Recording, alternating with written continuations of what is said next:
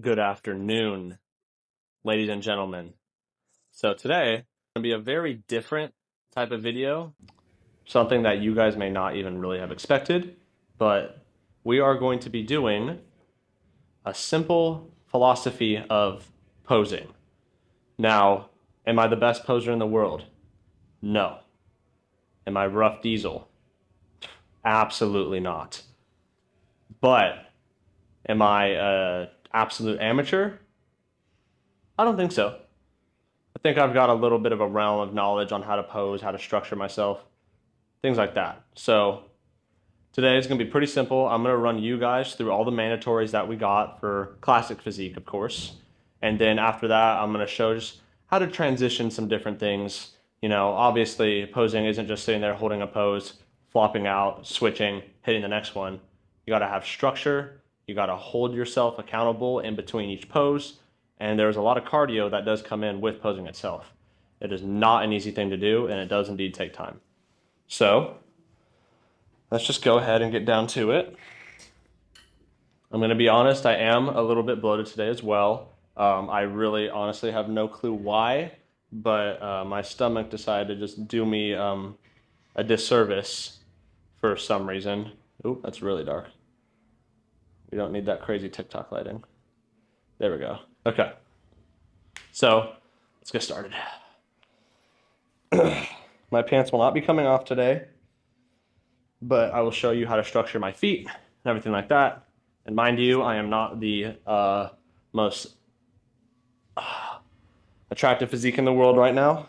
I am currently about 32 pounds up from my stage weight, so got a little bit more meat on me, but you know what? That's what we're going to work with, and that's what we're going to do. Now, I do have a mirror in front of me, obviously, so I can really display to you guys how to pose, but when you're on stage, you're not going to have it, right? So a very, very important thing is to learn how to pose with no mirror in front of you. No camera, none of that. You have to feel the different poses. So let's go ahead and just start. So firstly, you're gonna walk out on stage, the one that everyone sees. It's called a front relaxed. So you go in, toes get angled out, show out that quad sweep just that little bit, flex down, and then bring your lats out, right? I'm not vacuuming or anything right now, but this is just like the basic structure. I do a vacuum in a majority of my poses because that's something I'm able to do. Right now, it's not going to be as pretty just because my stomach is literally killing me, but I'll just kind of demonstrate. So if you do want to do a vacuum,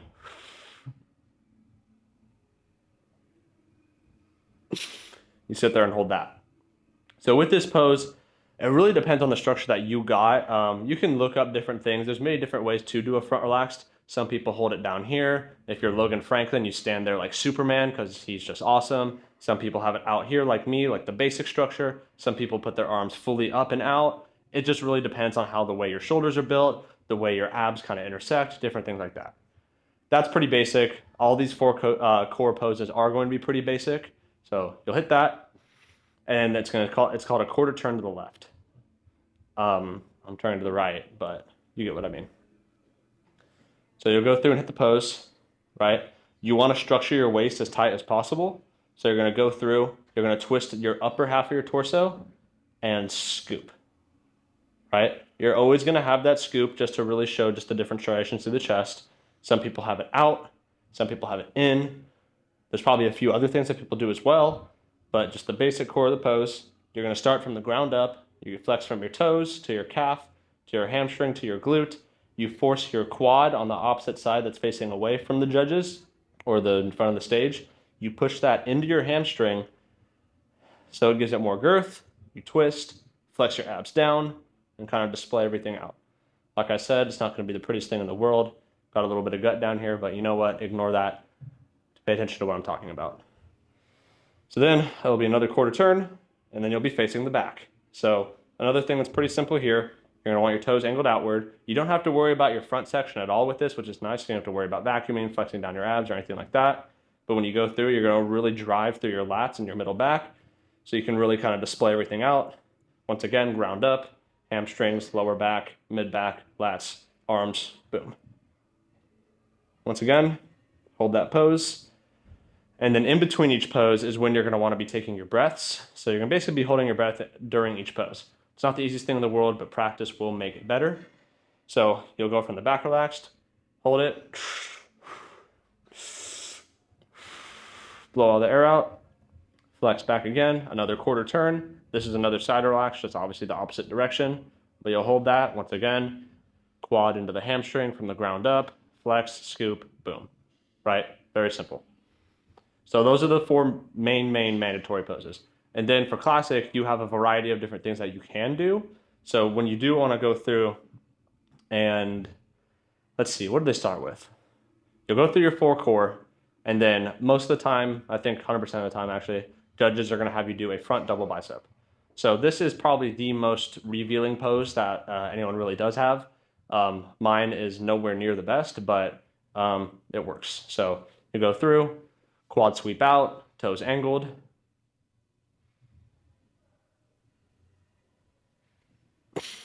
Hold the pose. Either you're going to hold in your core really tight or you're going to vacuum, just depends on what you do. And with that, like Arnold said, don't be a bitch with your front double bi. A lot of people, if you look on Instagram, TikTok, just basic, influencers who aren't really in the gym but work out, when they do a front double, it's like this, right? They just do this. They don't even flex their bicep. You want to bring it out, really turn your pinky inwards, right? It's kind of like the latter half of your hand, turn it inwards to really make that peak activate. Then you flex your lats out, and then you either pinch down with your abs, depending on what you do, or vacuum. So then you have that. It's another very mandatory pose. Let's see. Now let's do a side chest. It doesn't matter which way you angle yourself when you are doing a side chest. I turn to my left, personally. So when you go through a side chest, once again, always remember, my coach taught me this. It's extremely important because a lot of people, when they first step on stage, don't even really flex their legs. Ground up. Your toe is going to be basically right in the middle of your other foot, right, just next to it. And then same thing like the side relaxed. You're going to be driving your quad into your hamstring to give it that more girth, that more sweep. And you're going to come through. And there's many different ways you can angle your arms when you're doing a side chest. But me, I have it up because my biceps aren't as big yet. I scoop up and pose. And I hold. Once again, your waist is going to be faced this way, so it's as tight as possible, and you're turning your torso. So some people have their, if their waist is a little bit thicker, but their arms are also big, they'll hold it low, kind of at the bottom of your rib cage. So then it really covers up your abs, and it displays the illusion of having a super tight waist. So like down here, right? I'm not really big enough for it yet, but you can hold it down here, up here. There's probably a couple other variations, but those are the most basic ones. And then same thing, and when I do the other way, I do the Sam Sulek version of a side chest. So same thing, quad hamstring in from the ground up. I pinch my wrists together, still twist my waist. A lot more simple there. Really display the width of my shoulders. So then we have abs and quads. So those are going to be the core poses, and then you're going to go through. You're going to flex down.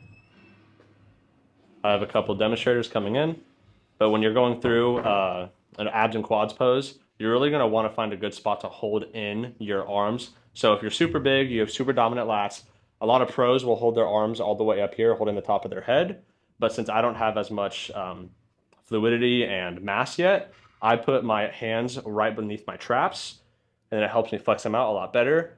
And then when I first hit my pose, I just flex my abs down. And then so a lot of people will sit in this position, but if you are able to vacuum, it's a very, very strong thing to have during your abs and quads because you'll have that sweep through your legs. So you'll go through, push in your traps, flex down. Simple. And then you really want to make sure you're demonstrating that quad as well, kind of putting it out front.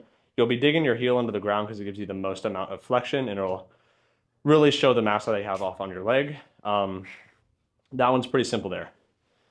So now let's focus on the back. All right, so when you're demonstrating off the back, this one's a lot more intricate when you have your different ways. It takes a lot more different muscle groups to really activate the back the best as possible. But once again, very, very important thing, starting from the ground up.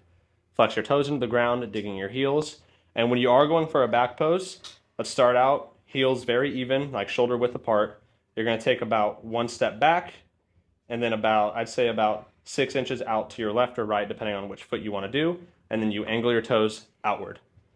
And then what you do is you dig your toe into the ground as deep as possible, really showing off the width of your hamstring, kind of showing the sweep of your quads, pushing it out.